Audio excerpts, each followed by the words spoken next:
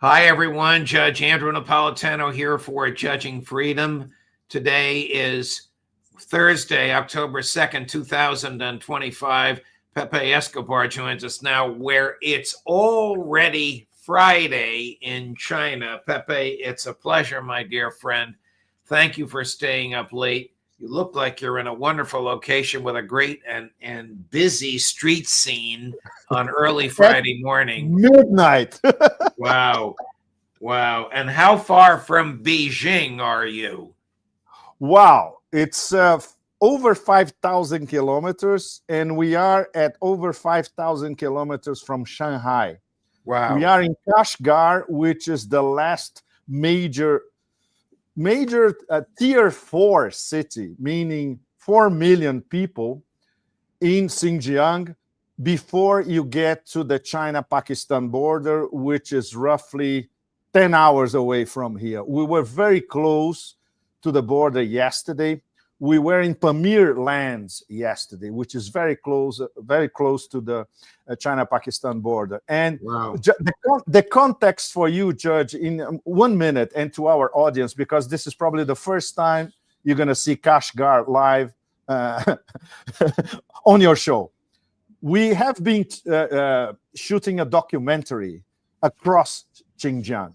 We started in Urumqi, the capital of Xinjiang. We did the major oases in the Northern Silk Road. We crossed the Taklamakan Desert from the north to the south. We continued on the Southern Silk Road. We are in Kashgar, and from Kashgar, we went very, very close to the China-Pakistan border. This will be part of an independent documentary. It's a Chinese production. Our support team, Chinese, is absolutely extraordinary. And my cameraman, Stan, he's Russian. He lives in Shanghai, and he organized this setup especially for your show today. Well, you are 10,000 miles from New York City. And Yes. this reception we have of you, both the audio and the visual image, is spectacular. Just spectacular, Pepe. Thank you. Thank you very much. Thanks to Stan. I know you're a night owl, but thank you very much for staying up so late for us. We just came from a Uyghur wedding, Judge. Literally. Yes. We were at a wedding. Wow. I want to talk to you at some length on the Israeli and American preparation for attacking Iran and Iran's likely response. But before we do, I must ask you about the Steve Witkoff, Jared Kushner, Donald Trump Gaza plan for the permanent subjugation of the Palestinian people, and why they would think Hamas would accept it, and why, of all people, they would accept a colonial governor by the name of Tony Blair. Absolutely. This is neo-colonialism on steroids, 5.0, 10.0, managed by war criminal Tony Blair, which waited years for his political resurrection, and he believes that is now. This will not be accepted by the absolute majority of the global south, the global majority, except for the vassals. And even some of the vassals, Arab nations, are vacillating because they know their public opinion will be beyond in revolt if this ever comes to pass. This could be just an intimidation tactic by the Trump Netanyahu administration. And we're going to see, for instance, how Iran is going to react to that. Iran, that is a privileged target of the Zionist axis since the latest attack and the next attack, which could happen within the next few weeks or maximum before the end of the year. Yes. Before we get to Iran, Egypt, Turkey, Jordan, United Arab Emirates, Saudi Arabia, will they say, go take a hike, or are they so dependent on the United States that they'll accept this nonsense? They cannot accept it in terms of managing their internal public opinion. This will be suicidal for all of them. In fact, they are trying to hedge their bets, and they are trying to say, okay, it's an interesting proposition, just like the Russians said. In fact, Lavrov, in a very Lavrovian, ultra sophisticated way, not saying the most important part, but admitting to the obvious. Well, it's an interesting initiative. We are considering, etc. We haven't seen any definitive movements towards implementing this situation. But obviously, and here in China, very, very important. Here, Chinese analysts so far have been, I wouldn't even say puzzled. They are almost like they are speechless for the moment. China, as we know, was instrumental in bringing all the Palestinian factions, 17 of them, if I am not mistaken, please correct me if I'm wrong, together in Beijing. And immediately after China sponsored the reconciliation of all Palestinian factions, Israel attacked and killed Ismail Haniyeh, for instance. Right. So the Chinese were directly implicated in finding unity among the Palestinians. And they obviously know that this new colonial plan is the absolute opposite.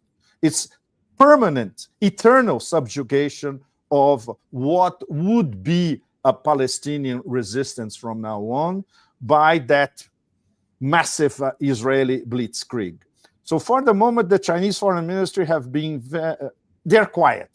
They haven't said anything really specific. The Russians, more or less, they're saying, well, this might be too dodgy in the Lavrovian terminology, of course. Here's that Lavrovian terminology straight out of the horse's mouth, so to speak. And I don't mean that in a disrespectful way. As you know, I'm very respectful of him and fond of my friendship with him.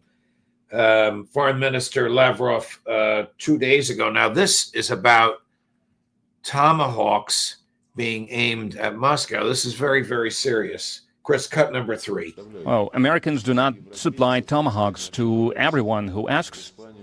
I believe only Spain and the Netherlands have tomahawks in Europe, so they don't supply to anyone else. And if they believe that Ukraine is a responsible country that can responsibly employ such weapons, it would be a surprising fact for me. Yes, Keith Kellogg and J.D. Vance spoke about this, and J.D. Vance, in principle, he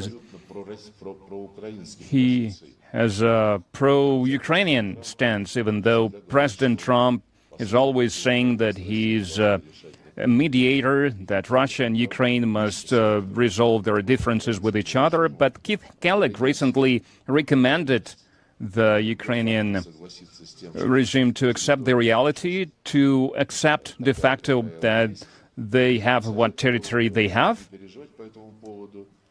And he told them not to worry about this. For example, because the Baltic countries were part of the Soviet Union, we did not recognize them, and then the Baltic countries were free. The same will happen to you, said Keith Kellogg.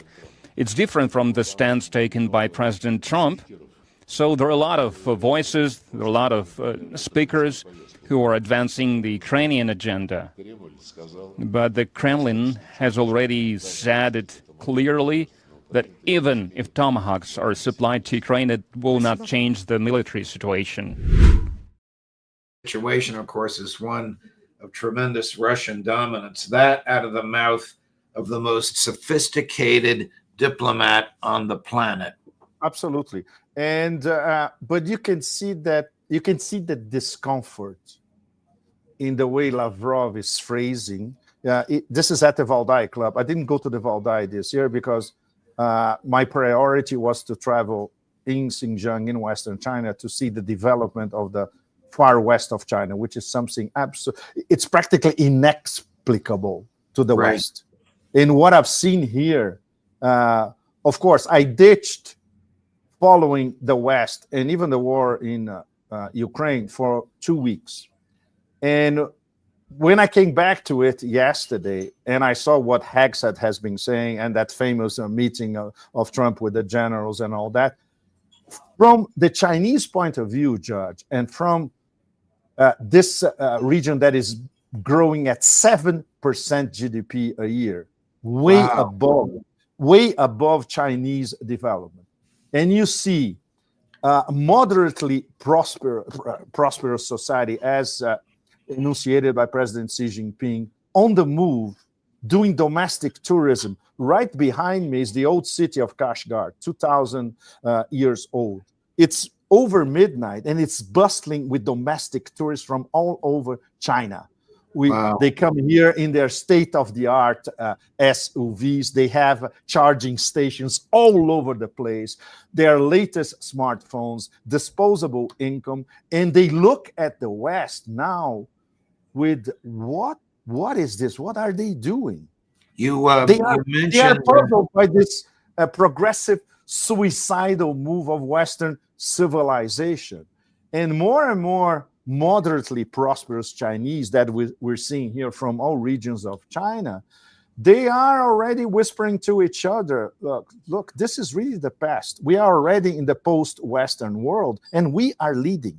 They are self-confident enough to see that, to admit that to one another. And they look at us, there are very, very few foreigners here. In 2 weeks, we met like less than 10. wow. 2 weeks.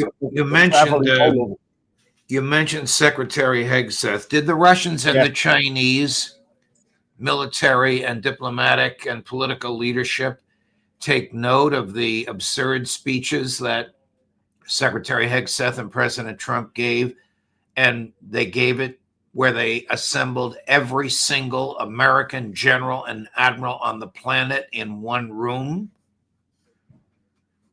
They did, Judge. From what I've seen since yesterday, I took a look at our friends from Guangzhou in Shanghai, and they are puzzled. And they are, of course, they are not openly mocking the absurdity of it all, the Kafkaesque absurdity of it all, but they are puzzled. And they immediately identify as a collapse of intellectual capabilities and strategic thinking of the so-called elites of the U.S. and NATO, as even more accelerated than a few days ago. It's fascinating to see on the ground here, all across Xinjiang, how the rest of China is proud of what has been achieved by Xinjiang in these past few years.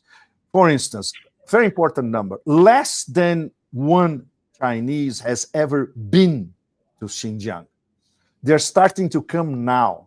For instance, last year we had, according to an official number that I tried to confirm this today, and they told me, yes, this is the official number, 300 million Chinese tourists came to Xinjiang in 2024. Wow. This means like practically the population of the European Union. In 1 year, they're coming here to see Xinjiang for the first time.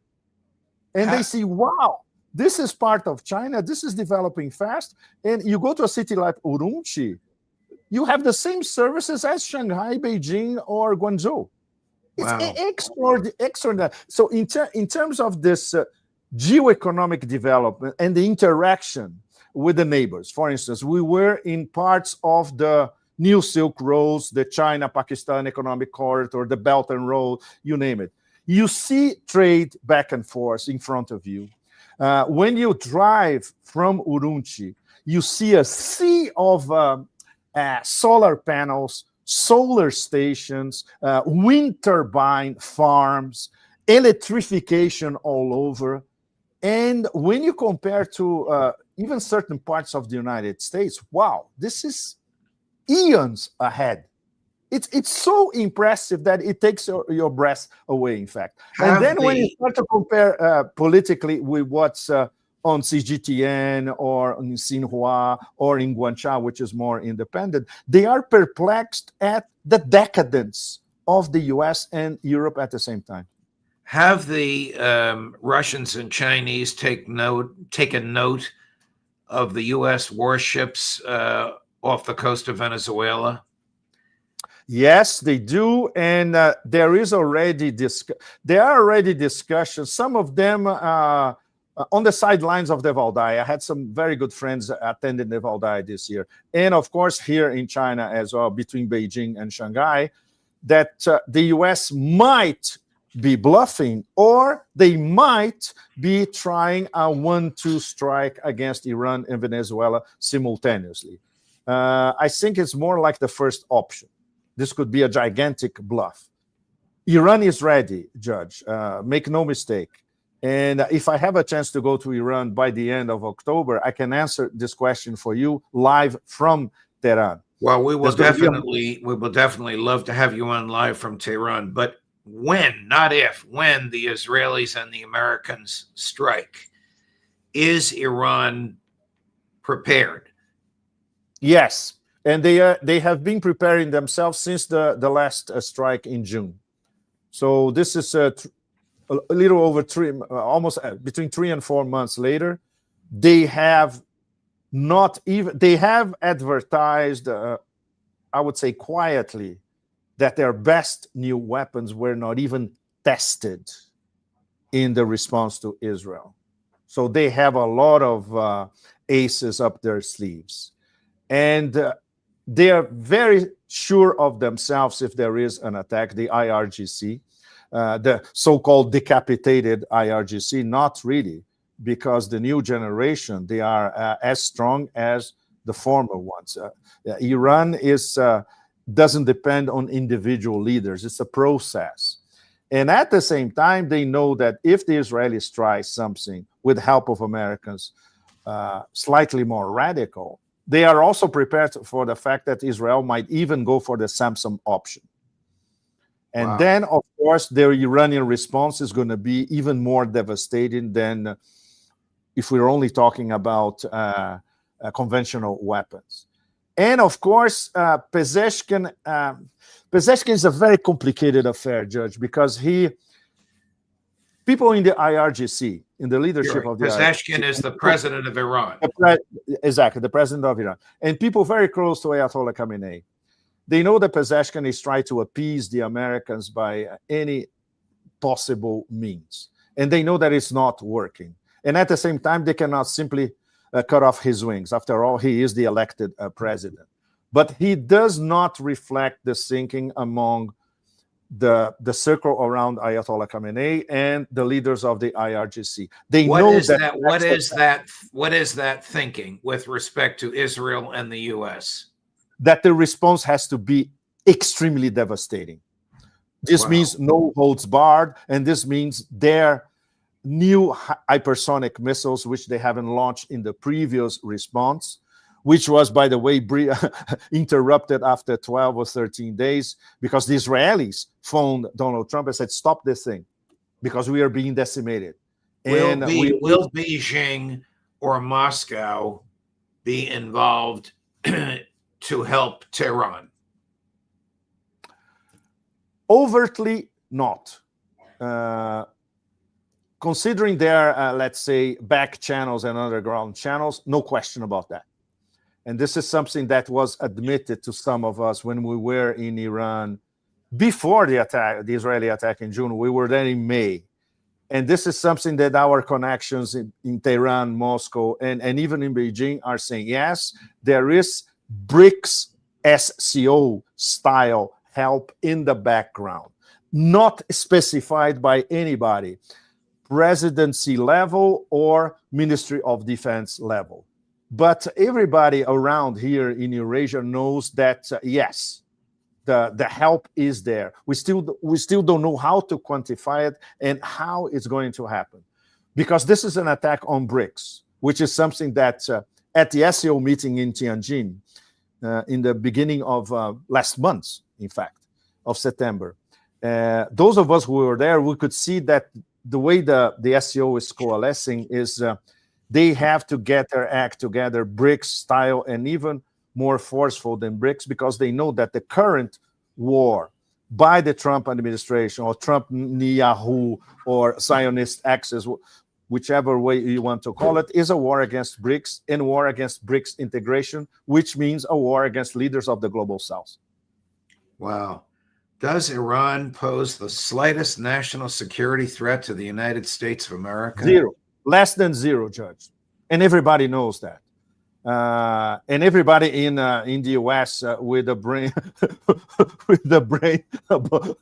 above room temperature knows that very, very well. But it's, once again, it's the Zionist axis. Their power is immense and uncontrollable. And now we have a despot totally out of control in West Asia. If you were to ask the leadership in Beijing and in Moscow, candidly and not in front of cameras and off the record, who controls whom? Does Trump control Netanyahu, or does Netanyahu control Trump? How would they likely answer that question? They will probably use a sort of Ouroboros metaphor, the snake biting its own tail. Wow. All right, translate, please. Full circle. Full circle, you know, and the Zionist axis is full circle. They are recharging each other on both sides, from the Atlantic through the Atlanticist axis to the despot leadership in West Asia. And of course, with these very important derivations of the Zionist axis in the international trading system, in the international financial system, now in big tech, with smaller episodes that fit into the general pattern. What happens to TikTok in the US? It's a Zionist coup, essentially. It is now. It is now, because they were desperate that the younger American generations, they understand what's going on in Palestine very, very well, even if they are not followers of foreign policy. They know exactly what's going on. Pepe, a great conversation, my dear friend. Thank you for staying up late or getting up early, as the case may be, but deeply appreciate it. Safe travels to you. We keep going. We still will be in China until this weekend. It's the end of our trip, and this documentary probably will be out by December, and it's going to be an absolute killer. Well, we can't wait to see it. We wish you well, and we'll look forward to seeing you from wherever on the planet you are next week. Thank you, Pepe. It's a My pleasure, Judge. Thank you so much. Greetings from Kashgar. Thank you. All the best. What a trip. What a great character he is. Coming up at 1 o'clock this afternoon, Scott Horton. At 2 o'clock this afternoon, Matt Ho. Cleanup today at 3 o'clock, Professor John Mearsheimer. Judge Napolitano for Judging Freedom.